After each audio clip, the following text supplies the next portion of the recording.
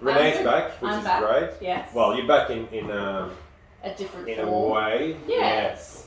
What have you been up to since? I remember it's last saw you. Yes. Well, I have just been working my business a bit. Well, really just ticking along. I kind of had this plan to kind of do I had some programs and things I wanted to write, and then I realised I wanted to take it easy for a little bit. Yeah. So I've just been ticking along, seeing my one-on-one clients, and then really I've just been getting back into my own health, back into my training, eating well, gardening. Nice. It's been awesome. Not as much driving. Not as much driving, which is really, really nice, and I kind of enjoy the drives a little bit more. Yeah. But just getting back into my own training has been really positive. So you said work on your business. What is your business? For those that don't know, because we probably have some new people here. Yeah, true. Yeah, so I'm a naturopath. Yeah. I have my own business where I work with clients one-on-one. I've been doing that for nearly 6 years. Yeah. I'm pretty much online now. Like COVID last year kind of pivoted my business to being a more online business. And that's been really good. So, but my kind of big goal that I wanted to do was to grow my business. I realised I can't work with thousands of people one-on-one. It's so labour intensive and I wanted to kind of focus on a smaller group of people. So my goal to grow is to create programs that can kind of work with people on larger scale. Yeah. Which I think would be really good. So would you do like group consultations, or is that something that could be done with those? I'm thinking, playing around with a few different ideas. One will be, I guess there'll be like a scaling. So there'll be the cheapest kind of program, which will just be like a downloadable, kind of thing that you just do on yourself, like and that might be like a 3 or 4 week kind of program, maybe to learn about a particular topic. And then I think the more kind of advanced would be, I'd run a 6-week program with groups of people, maybe 3 times a year or something like that. And that would be, maybe they'd be capped at 6 people tops, and you get a bit more kind of access to me, able to answer questions and same kind of information. So, a booklet and things like that, but a little bit more interactive. So I think that'll be good. So there'll be kind of tiers. Yeah. And then I guess the higher tier will be the one-on-one work. Yeah. So that if people really go, oh, well, this is really good, but I need more out of this, then they can pay a little bit more to see me one-on-one. Yeah. And that way, it's sort of, my goal has always been to make information around health really accessible, and so hopefully making it affordable for people that they just can't quite do the one-on-one stuff, so they can kind of pick the lower down stuff. So, I mean, it's a similar model to what we do at Big Five with fitness, because everyone starts with one-on-one almost when you come out as a personal trainer. So, and then you do a bit of that, and then you realise, well, I can't reach as many people, and people can't afford me for the long term to get So it's similar stuff. Now, for those that potentially don't know what a naturopath do, why do people come to you? People come to me for a variety of reasons. I think for a lot of people, they're coming to see me because they're not getting answers from their doctors or specialists around concerns they have around their health. So maybe they just don't feel their best, they've gone to their doctor, they tell their doctor how they're feeling, they get some blood tests run, and their doctor goes, look, everything looks great, you're fine. Yeah. And they kind of walk away from that and go, I don't feel fine. So as a naturopath, I'm working with people on improving their health, but from a holistic kind of point of view. So instead of, I guess, if you are suffering from migraines and you go to your doctor and they go, okay, migraine sufferer, here's a medication, let's try a couple of different medications. And every time you get a migraine, you take that and hopefully it will reduce the duration of the migraines. And that's fine for lots of people, but for some people, they want to know, why am I getting the migraine? And I don't want to take a medication all the time, or maybe I'm getting side effects from that medication, so they'll come to see someone like a naturopath, and my goal as a naturopath is to identify the underlying cause. So there's so many reasons that someone might get a migraine. So I get my detective hat on, I get all the information, or as much information out of them as I can, and we start kind of peeling back the layers to figure out why you're getting migraines. You do a bit of like tests and sometimes definitely. So I often work with just regular blood tests that people get through their doctor. So they might come to me and they'll bring their test results along, and they'll go, my doctor said this is fine, and I'll look at it and go, you know what, here's some little things that tell me that maybe something's going on behind the scenes. Or maybe it'll tell me that this is something we need to investigate further. And then sometimes I'll do private run tests, so tests that aren't covered by Medicare. That might be microbiome testing, so looking at what the gut microbiome looks like. There might be hormone testing. I do some DNA testing as well. That's looking at genetic variations that can affect certain pathways. So that's something to do a fair bit of, but it's not an essential component to the way I work. Because again, costs quite a lot of money to pay for these things privately. So that's that kind of tier. So would that be like the last step, sort of, or? It really depends. So I guess it depends on like what people want. So sometimes people come to see me saying, I want testing done. I'm really interested in microbiome testing, or I'm having hormonal issues and I really want to have a hormone profile done. So sometimes they'll do that, or other times it might be that they're a really complex chronic case. And they've already seen a bunch of practitioners, and they'll bring me the information that they've had tested or done, and I might say, this is something that's missing, and I think that it's a really important, it'll give really great insight. And we'll talk about the pros and cons. This is how much it's going to cost. This is how much specificity, I can never say it properly, but this is how much, this is how much more I can individualize the work that we do together when I have this piece of information. So it's not, some practitioners, naturopaths that's like an essential part of how they work. It's just an additional part of how I work. Okay. Now you mentioned microbiomes. Yes. What is that? So the microbiome, well, we have many within the body. They are basically an ecosystem of microbes. So very, very tiny microorganisms. And that can be a variety of different types. So bacteria, viruses, fungi, even parasites. And we have many microbiomes in the body. But the one of particular significance to our health is the gut microbiome, and that's in our large intestine. And it's kind of like the hub, it's like the brain. It interacts with all of our other microbiomes, but it also influences how the rest of our body functions. So when we think about the microbiome, we're like, well, it's such a small thing in the intestines, isn't our brain or our heart health or our liver or whatever more important? But the way that our microbiome functions actually influences how other organs and that kind of thing function. So it's hugely influential to our health. For better, like, in terms of if it's in a really good state or if it's in a really poor state, it can go either way. Could that just be like how people feel, or like not?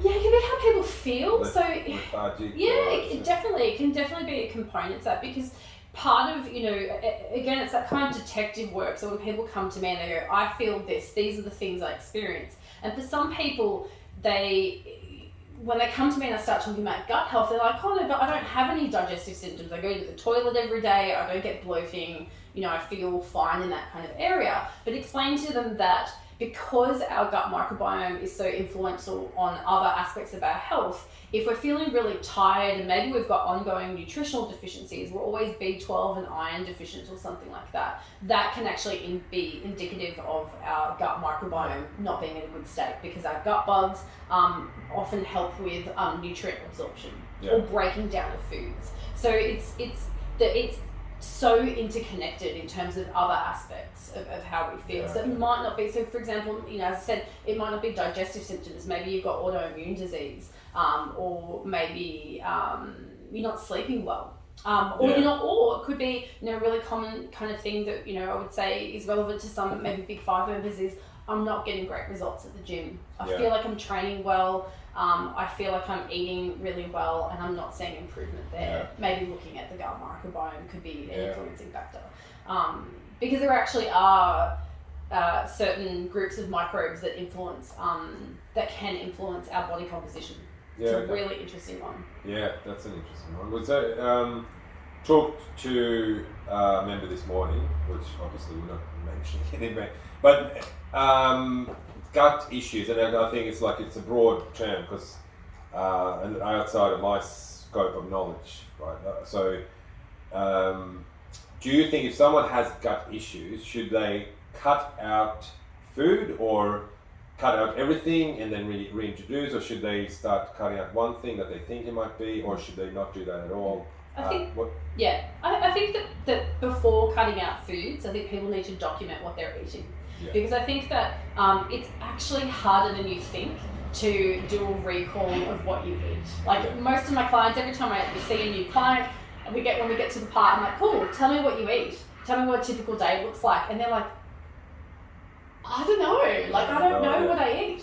And so I think that when you're experiencing digestive symptoms, and if you think it's food related or you think it's gut related, but the interaction between food and our gut is really significant, the first thing you should be doing is just recording, either doing a diet and symptom diary, so just every day recording what you eat and when you experience symptoms and details about those, or if that's a bit much, because it can be, documenting what you eat in the 24 hours in the lead up to symptoms. So if you get really, really bloated, but it's happening really sporadically, so you just can't figure out when it's happening, every time it happens, going backwards for that 24 hours and recording it might start to show a common pattern that you weren't able to pinpoint.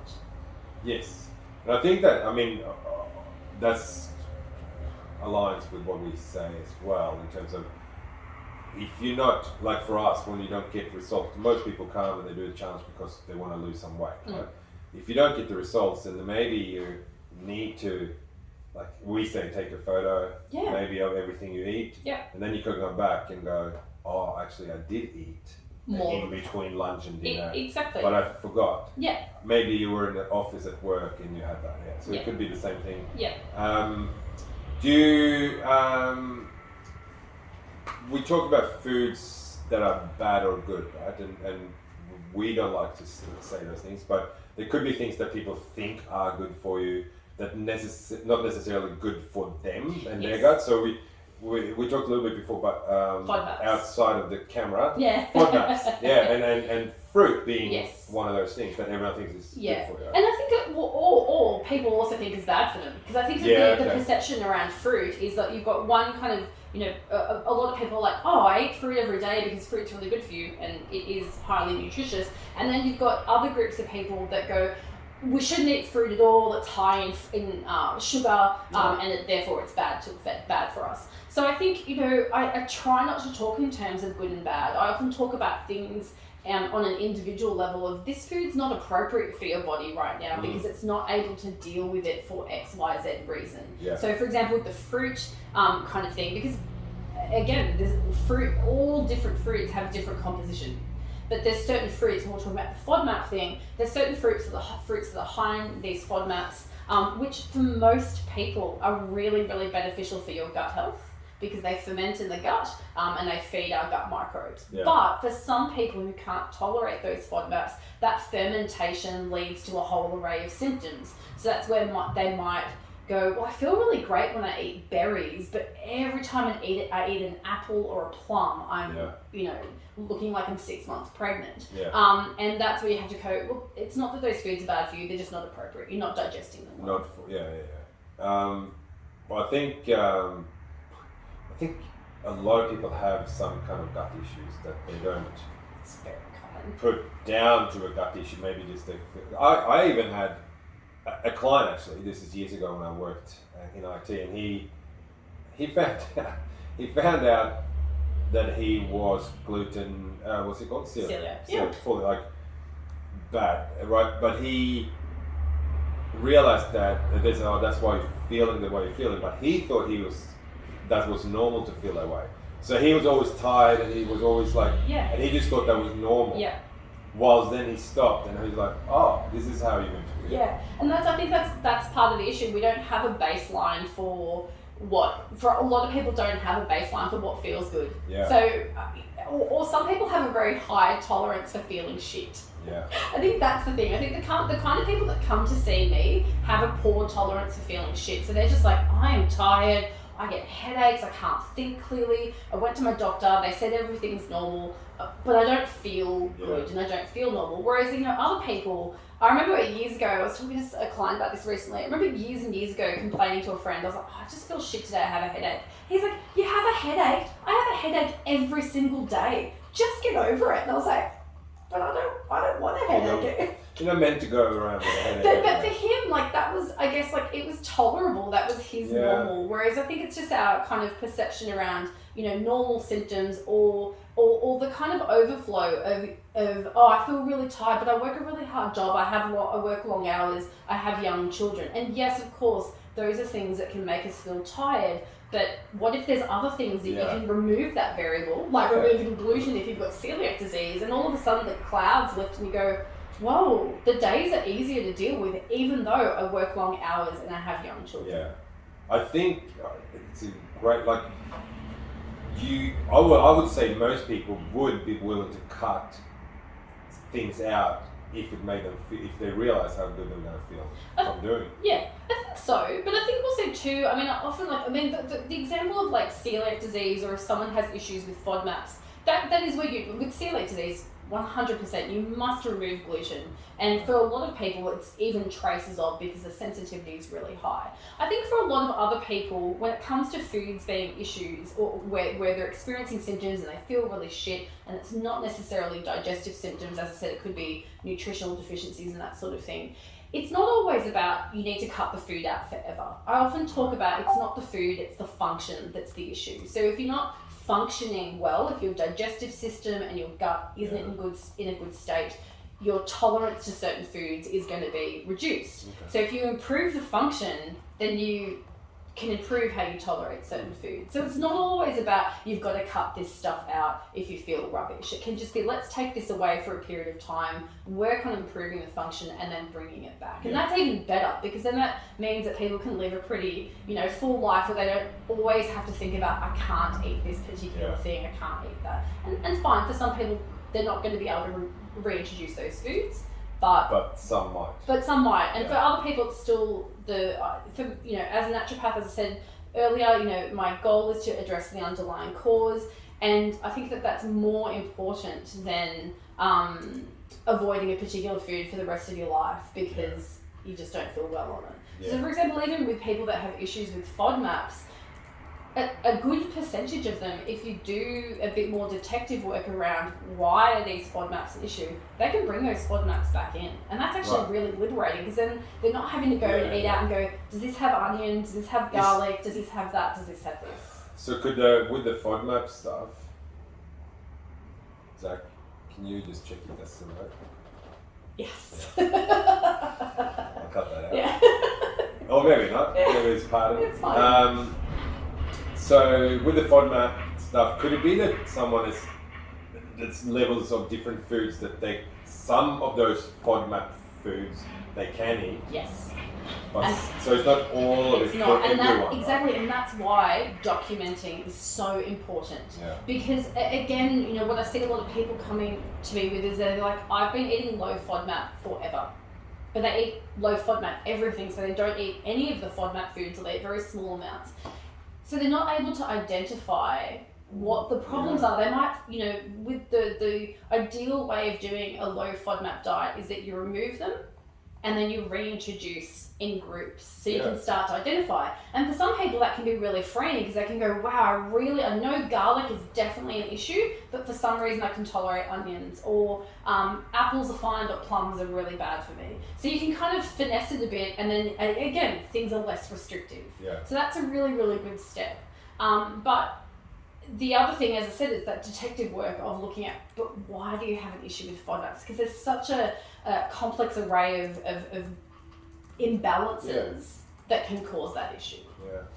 I'm just picture. I only know one member here that's ever talked about or has found out that they have to eat certain foods or can't or whatever in that way. But I think there's lots who possibly should feel better by not. Yeah. Totally. I have so many clients that they're like, oh, this makes me feel terrible. I'm like, but you eat it every day. And they're like, yeah, I know. And I'm like, but imagine if you didn't eat that every day, or imagine if you figured out why that's a problem for you. And they're like, oh, really? I should stop eating something that makes me feel shit. And it's like, why? It's not the only food in the world.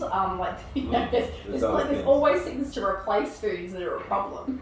Yes. Yeah. Now, do you get people come to you for weight loss mainly, or is it not a huge amount? So I often when I have people coming to me for weight loss, I prefer to work with them looking at, again, underlying causes. So I don't work with people for weight loss where they come to me and they want to be put on a diet where it's like, here's a 12-week, you're going to lose X amount of weight in this kind of period of time. Because I don't find those approaches very sustainable. I'm all about sustainability. It's like, if you have issues with your weight, again, what are the underlying factors? If you have issues with your diet, if you're always all over the place and eating really well for a couple of days and then binging, let's look at what's going on there. Because if I give you a 12-week program and we don't work on that underlying cause, and maybe you'll lose 5 kilos, you'll rebound. I mean, the research shows that a really good percentage of people will put on the weight they've lost and often more. Yeah, for sure. And I don't think that means that, I don't think it's about, weight loss protocols being ineffective. I just think that for a lot of people, they're not sustainable. No. And you need to look at why. So that's, Yeah, no, it's a great point. I think,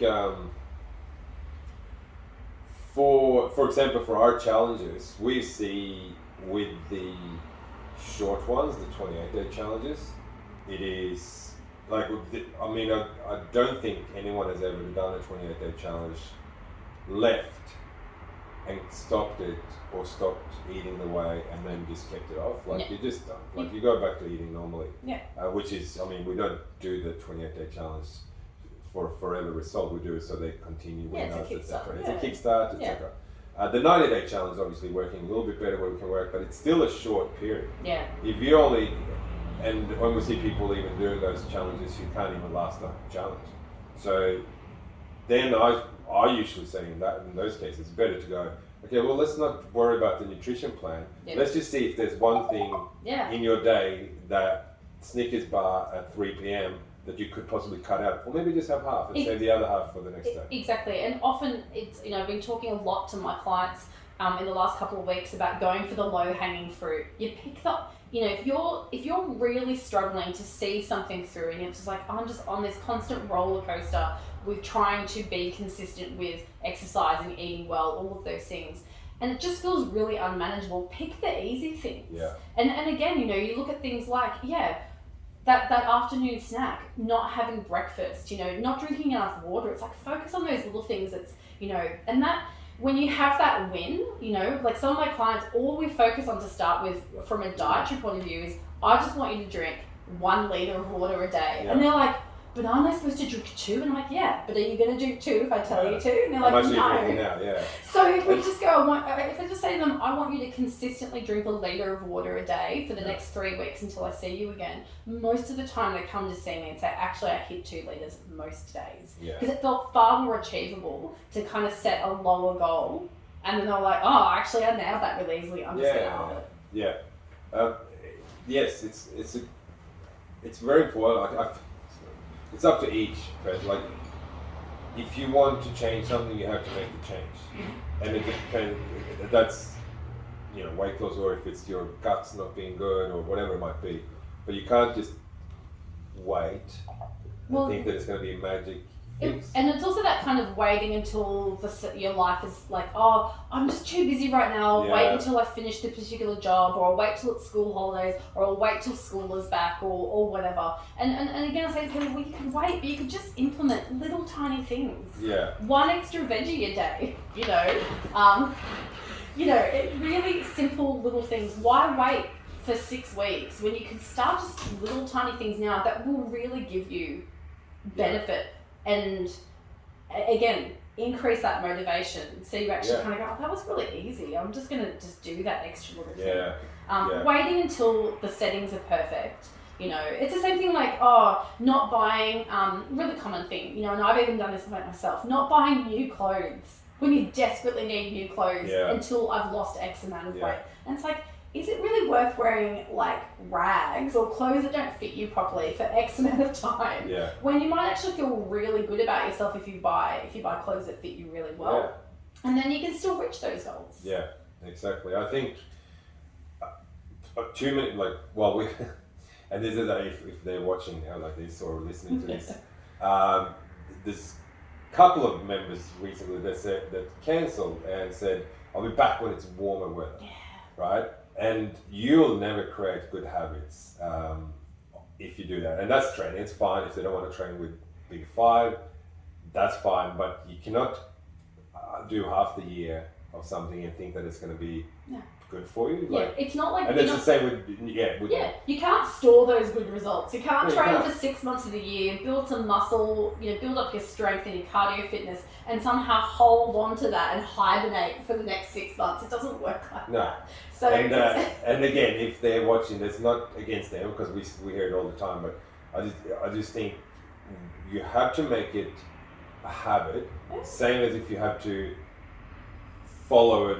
If your gut's not good, you can't just eat well for a week, or maybe, like you said, something you can bring back in if you fix it up, but it has to be, everything has to just be consistently done habitually. Is that the word? But it is about, it's about consistency, and it's not about being consistently perfect. Don't make it complicated.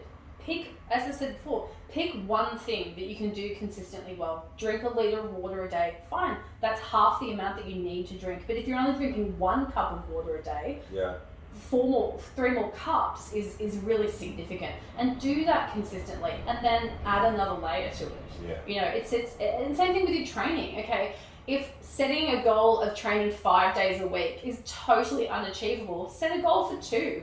Do that consistently, and you start to notice, I feel so much better on Monday and Wednesdays when I train. I'm going to add that extra day, and then I'm going to add an extra day. Build up on it. If you're that kind of person, of course there's people out there that can just go, boom, I'm doing this, creating a new habit, and they nail it, and then they nail it forever. That's certain personalities, but I think for the people that struggle, it's like, just don't look at the people that are just consistently smashing it. That is a very small subgroup of the population that can nail life like that. But realistically, for most of us, we need to build on habits and get a foundation going. Yes, and that's exactly right. The only problem I see with building from 2 sessions a week, for example, if we're talking training, can be that that's not often enough, so you come back sore every time. Exactly. So I think if we talk training. And I agree. And I think with training, because it's a lot of, even though I'm not doing much really any personal training at the moment, I talk to my clients about who train about their training. And for the ones that are training 2 days a week, I'm always kind of like, well, let's set a goal, let's work towards. I think if it's more about that kind of, you still need to lay a plan to increase it, because you're not going to get great results with 2 days a week. The evidence shows that really it should be 30 minutes minimum, a day. 5 days a week. And there's even more evidence that's showing it should be more like an hour. But for people where that feels really overwhelming, kind of go, okay, I'm going to do this for 4 weeks, and then I'm going to add an extra session, and I'm going to, that kind of thing. Yeah, that's right. And I think if you get into something, then it's easy to get moving on to something more as well. And then we talk about training, like it doesn't matter, like I like to smash it, and if you say like, but not everyone has to do that. Not everyone has to train. Sometimes it's just about like, okay, we're going to consistently come, and then consistently try to improve, and maybe use heavier weights or whatever it's improving. But that can be very small. Very small, very small. You're better off doing it very small. Like the people that have trained with Big Five since we started 8 years ago, they look different now, and they're fitter. And it's not big changes. No. But cumulatively, it is. Cumulatively. And I think it's the thing, again, we have this kind of perception, especially with things like social media and what we see online, when we see people's before and afters where they're like, 12 weeks later they're ripped with a 6-pack. I mean, again, that's not the reality for most people. No. If we're talking about like training and improvement there, that's you're looking at like years to get to 6-pack territory. And unfortunately, like there's a lot of Instagram. Well, like people follow Instagram, which is they look at people there. They look at trainers, or they look at people selling programs, or they look at just fitness models and think that that's what they can't. They don't look like. Oh, some look like that all year round, but most of them, when they're ripped and like they do it for a photo shoot, and then they use those photos all over again. You see them now; they probably don't look the same. And when they took that photo, they felt like shit because they've just been dehydrated, all those kinds of things. And this is both men and women who do this, and it's very easy to get in. I think it's very easy to follow that and go, first of all, you probably never look like that. Yeah. Because everyone has different shapes. Totally. So we all gonna, like, I'll never look like Bob, who's, you know, got these V shape. Like, I'll never look like that. Yeah. Because my shape is different even when I do change my body composition. So you can't compare yourself to that. Yeah. Although I do think it's because our members here at Big Five, they're a little bit older, but our most kind of like we're around 35 to 50 is our age group, and it's possibly not as much influence from Instagrammers. Yes. But it could still be that if you're still in your 40s, think that one day you want to look a certain way. Like, I think we need to get away a little bit from that and just find, well, like, okay, possibly you need to lose some weight because of health. Sure. But you need to find that, like, content. Yeah. Not content, because I don't want people to get complacent and think, oh, I'm just going to be, you know, because it's health, right? But you got to find that possibly a little bit more weight than what you weighed when you were 19 years old, and you think you want to get back. Well, that's the thing. And I think also too, again, I talked a lot about focusing on the benefit, not the outcome.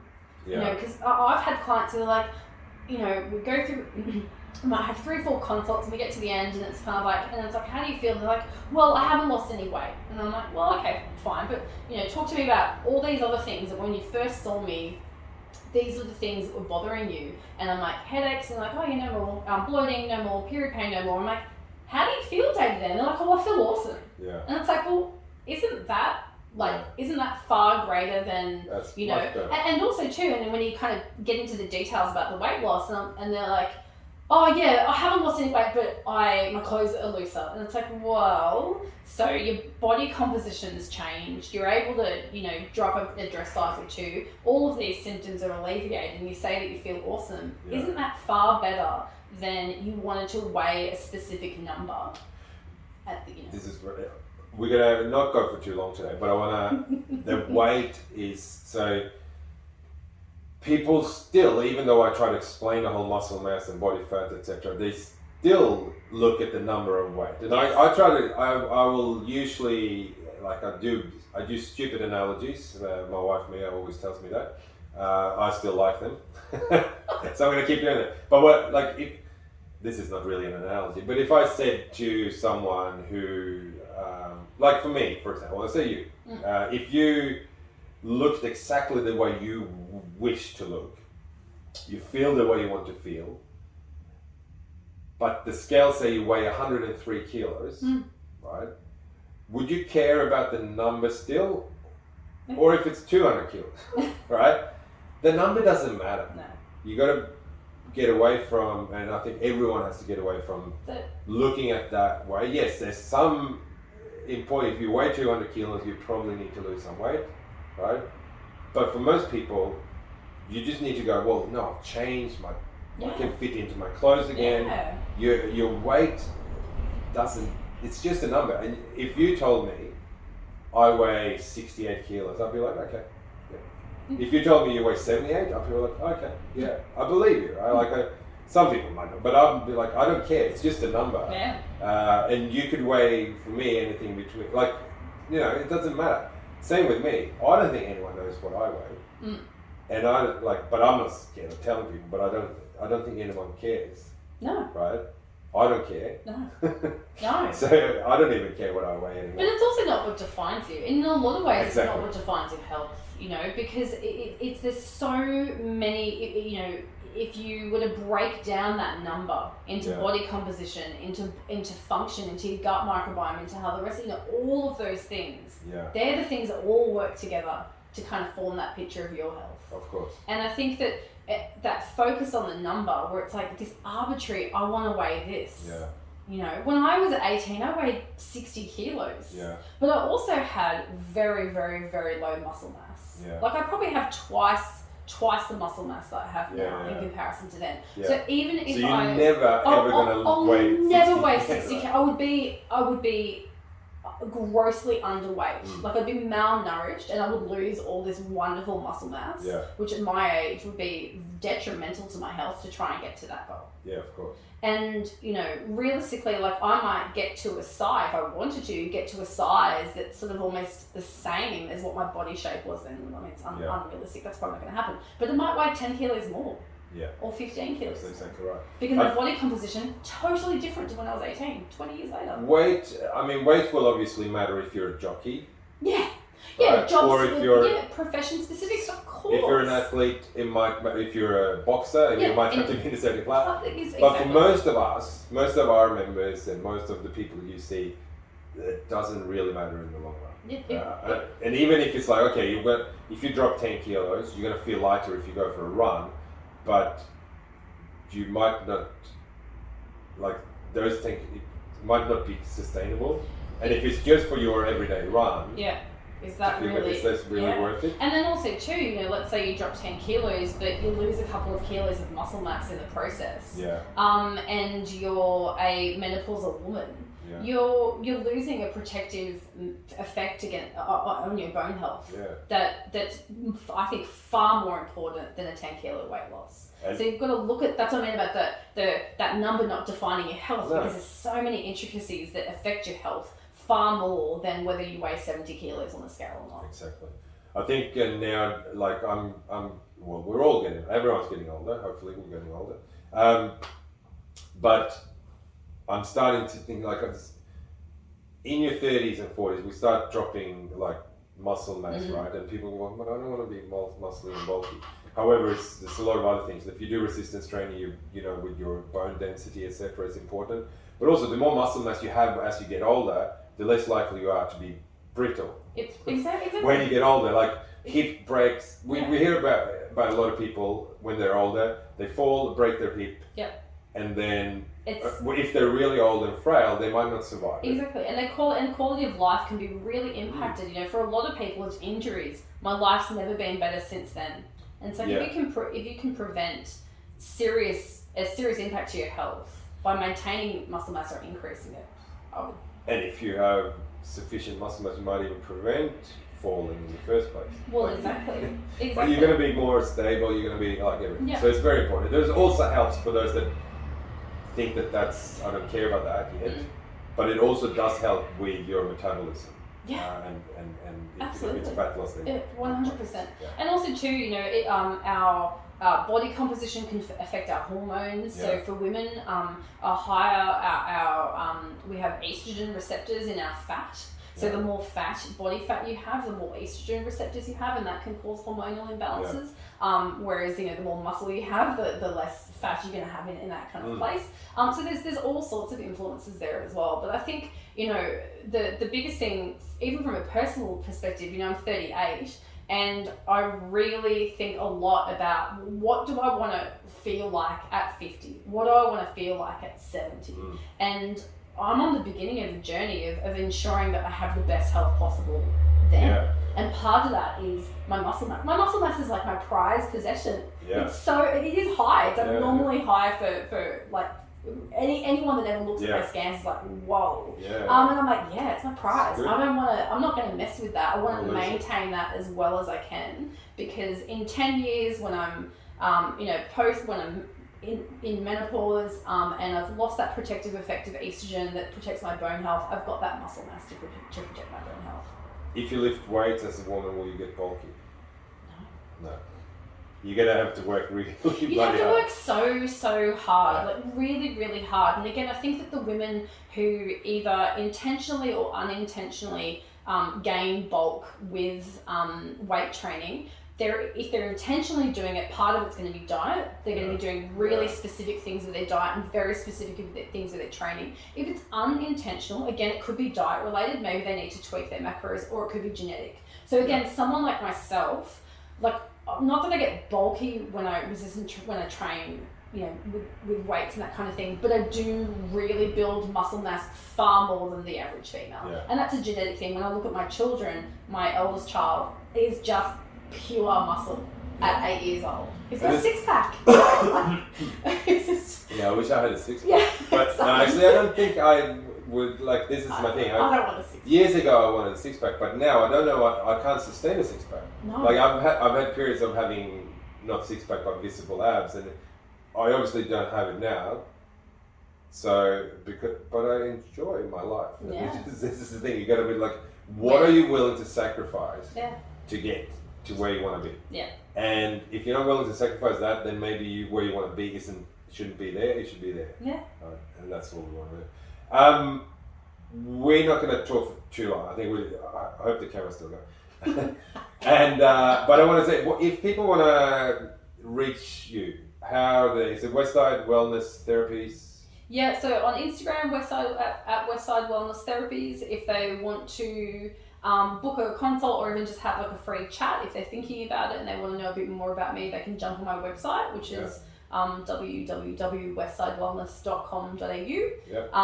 That's pretty much the best. That's the best avenue. And I'll put your email address maybe in the post. Yeah, totally. They can just get in touch. And I'm always like, I think when it comes to people working with me, I really want them to work with me. I'm not the only practitioner out there. I have certain specialty areas and interests. And you've got to have the therapeutic relationship is really important as well. So I think you've got to be a good fit. Yeah. And so I think I'm always encouraging people to have a chat with me, ask me questions, tell me about what their goals are, so that I can kind of go, well, you know what, I don't really work specifically with that. Like if for example, if someone's got a really specific body composition goal and they want to lose 20% body fat, I'm not the naturopath to work with them.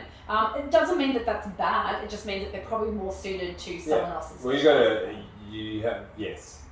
you're established enough to do that. I guess when you start, it's the same as the gym. You take on anyone, And now, obviously, a similar example is if someone comes in here and says, "Oh, are you open 24/7?" And I can't say yes. No, because that's not what we do. Yeah.